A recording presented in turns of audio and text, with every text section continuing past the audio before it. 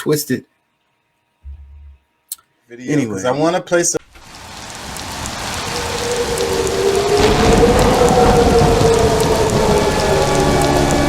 Even though I know I've been killing y'all, but it's a little bit, because at the end when they talk, because the guy, she's like coming from the left and he's like coming from the right, and he's totally trying to like rebuttal it, and you can see how uncomfortable he is even having the conversation.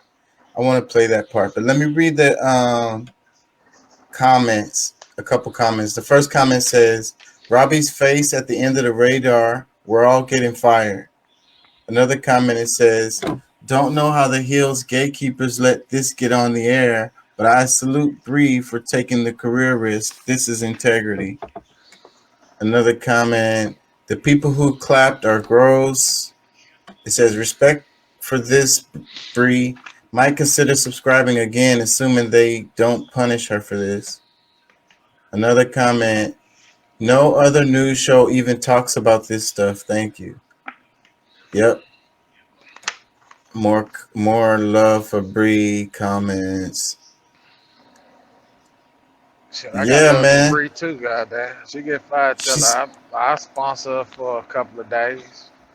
She's cute. She's got her own independent media show. I don't know how well she's doing as far as making money on it, and then she also has like a podcast show that she does. She used to be she was Bernie Sanders' press secretary. She would have been the White House press secretary if Bernie would have won that first time he ran. She was his press person or whatever. You've talked about her before, haven't you? Yeah. I'm a fan of this chick, big time. But anyways, this particular interview is important. You could tell by the damn comments I was just reading. Let me play a little bit more of this, y'all. As AIPAC, a pro-Israel lobbying group, is increasingly involved in U.S. elections, often targeting progressives in Democratic primaries, including Jewish progressives, it is important to be able to criticize Israel-aligned groups with outside criticism being conflated with antagonism for people who are Jewish.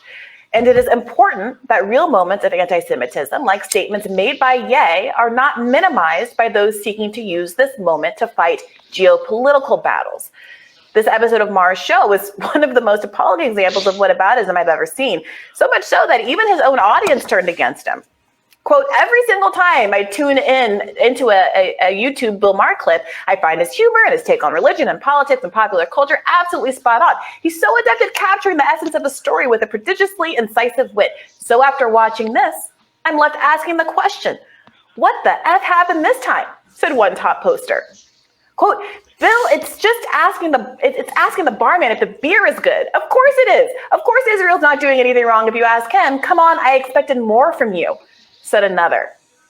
If Maher is interested in having a real conversation about anti-Semitism, I'd love to host it here or on any other platform. But this wasn't real engagement with the problem of anti-Semitism. It was a PSA for occupation, and Maher's audience was poorly served by it.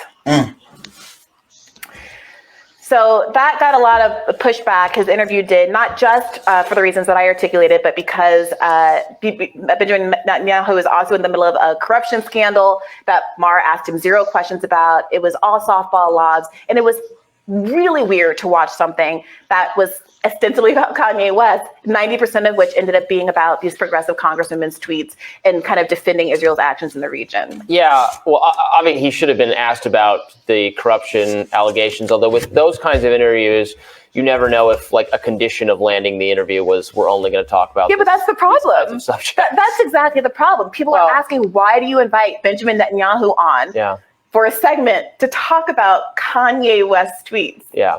But we did get around to, I mean, the Ilhan Omar quote, as you acknowledged, was genuinely very, very, very badly. Yeah. What she said was bad. She acknowledged I have no interest in defending it. Yeah. So you can find, and you talk about, rising hate crimes against Jewish people, et cetera. Like, these are often not ideological as far as I can tell, or they're certainly not traceable to a discernible right-wing ideology. It's not. The Tree of Life Synagogue person. That one was, and then a couple months openly later white there was supremacist the and knifing attack anti-Semitic. on a during a Hanukkah. That was just a mentally ill African American man.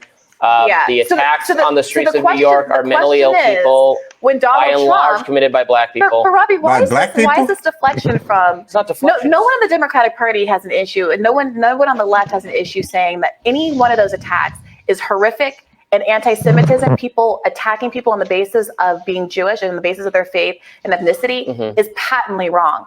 As we saw in that clip, when Donald Trump was asked to simply say that on the debate stage, he couldn't, and he famously said, "Stand back and stand by," and offered a lot of tacit support to groups like the Proud Boys. Tacit support. I think he could have condemned them much more full-throatedly, sure. So look, on one side, you had Ilhan Omar called out for a very bad tweet, a very bad statement, saying that was wrong, it was anti-Semitic, and I shouldn't do it. When asked to do the same, Donald Trump But does Trump didn't not say what she said. And at the same Didn't say time, anything. there are people who are openly expressing their support for Donald Trump and had a tragic event where they ended up killing someone in the course of their protests.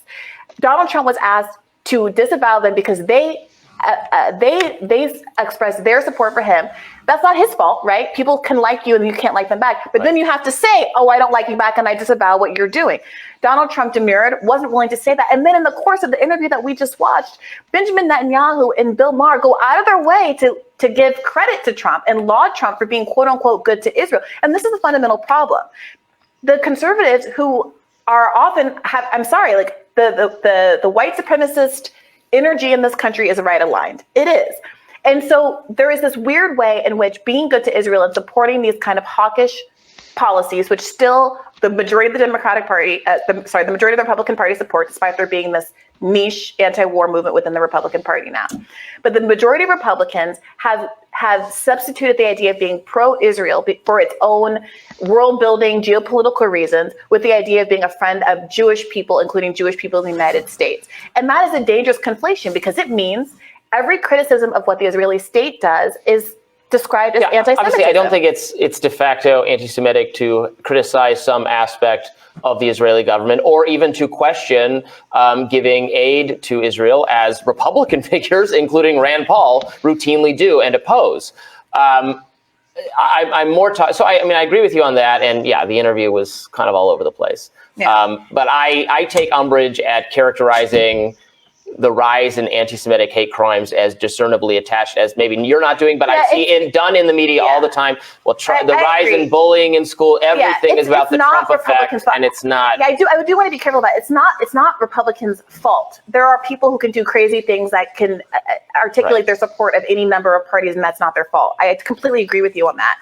But what I think earned Donald Trump a different degree of scrutiny at that moment was an unwillingness to disavow what should have been a no-brainer. In the same way that I gotta say Ilhan Omar was willing to do. But I'm saying, but they're not the same thing, because she said something really bad and then she apologized for it, as she should. Yeah, well, all I know is that if somebody were doing horrific things in my name and being anti-Semitic in my name, I would say obviously that wasn't something that I supported, and it wouldn't have been the media cycle that it is. What do y'all think? I'm losing y'all. Conflating. I don't know. I don't. They're discussing something that's not even or equal, and they're trying to force it to be, and that's the part that I don't think is really cool. And then you're telling him to, especially when they told Trump that time to, disavow or disown, not. I guess let those people know that he don't rock with them and stuff. It's like, what, it's like, I don't know, how, what I'm saying? You're asking him to disavow as if he had welcomed them at some point, where he, publicly, it's, I don't know. It's a little bit weird to me, but, she is very cute though. Focus.